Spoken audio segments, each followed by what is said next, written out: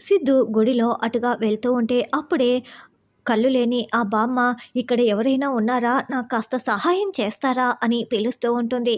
అప్పుడే సిద్ధు ఆవిడ్ని చూసి బామ్మ ఏం చేయాలో చెప్పండి బామ్మ అని సిద్ధు అడుగుతూ ఉంటాడు. అలా సిద్ధు బామ్మ చేతులు పట్టుకోగానే బామ్మ సిద్ధు చేతుల్ని తడుముతూ ఆ రోజు గుడిలో అర్ధరాత్రి తాళి దొంగ ఇతనే అని అర్థమైపోయింది. ఈసారి ఎలాగైనా సరే ఇతన్ని వదలకూడదు అని మనసులో అనుకుంటూ, బాబు అక్కడ నా గది ఒకటి ఉంది. అక్కడికి నన్ను కాస్త తీసుకువెళ్తావా అని చెప్పటంతో, రా బామ్మ అంటూ సిద్ధు దగ్గరుండి ఆవిడ చేయి పట్టుకొని గది దగ్గరికి తీసుకువస్తారు.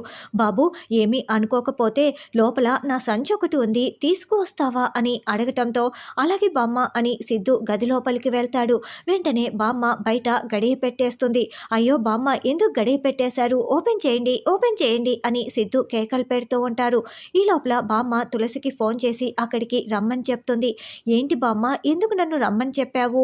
చెప్పండి బామ్మ అని తులసి అడగటంతో, తాళి దొంగ దొరికాడమ్మా, అదుగో ఆ గదిలోనే బంధించేశాను, నువ్వు తలుపు తెరువు, తాళి దొంగ ఉన్నాడు ఆ గదిలో అని చెప్పడంతో, అవునా అంటూ తులసి చాలా సంతోషంగా కొంచెం టెన్షన్ పడుతూ గదిని ఓపెన్ చేస్తుంది. అక్కడ సిద్ధు ఉంటాడు. ఇక సిద్ధు వైపు తులసి చాలా షాకింగ్గా చూస్తూ ఉంటే సిద్ధు తులసిని చూసి టెన్షన్ పడుతూ ఉంటాడు.